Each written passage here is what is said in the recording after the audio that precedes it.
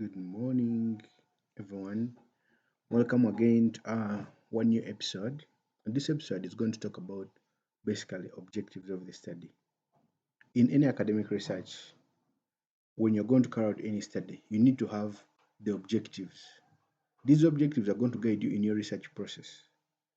And these objectives should be straightforward. We normally say they should have qualities, where we say they should be smart. That is specific, measurable, attainable, and all that. Basically, objectives, they are the key guiding um, ways on how to achieve the dependent and independent variable in the topic. So our objectives are divided into two. We have the general objective and we have the specific objective. The general objective gives the specific intent, or the general intent, or the general purpose of the study.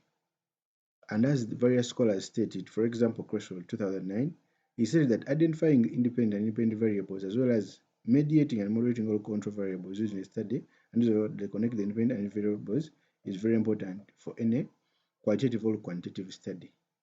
Like I have been mentioning all along, the objective purpose of the study spells out the postulated relationships that will be investigated and the researcher hopes to achieve by carrying out the proposed study.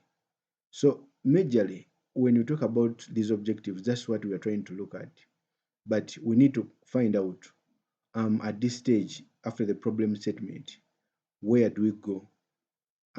We are looking at the general objective, and that will be commonly related to the topic because the topic has our two variables, which is the dependent and independent variable.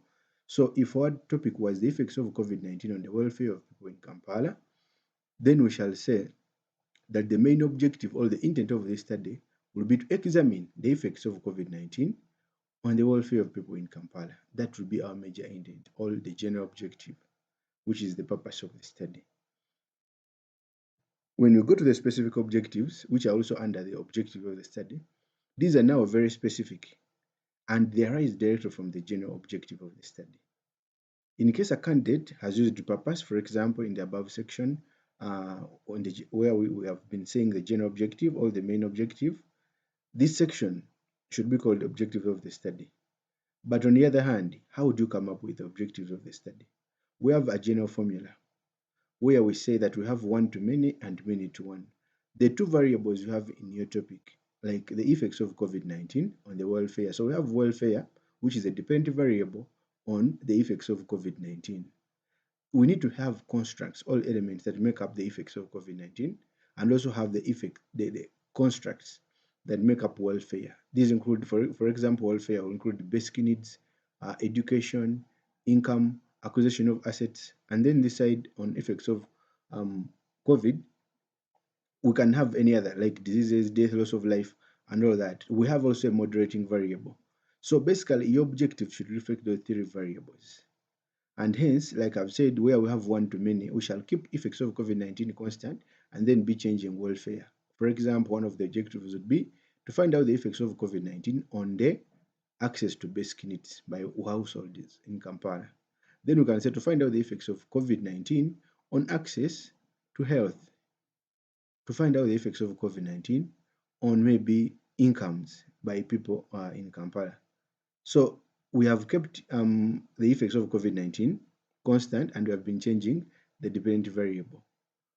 Basically, that would be one of the ways of articulating or coming up with the objectives of the study.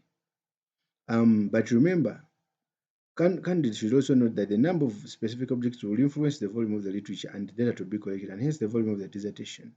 Therefore, participants should limit the number of specific objectives to be investigated. You should not have 10 objectives, 5 objectives. It could affect the quantity of the work. Remember, research is costly.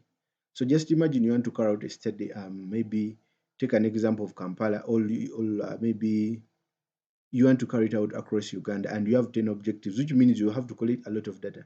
That's why in many studies we limit ourselves to 3 or 4 objectives, and in some cases, which are rare too, but 3 to 4 objectives, that is acceptable. That is sufficient for you to carry out the study.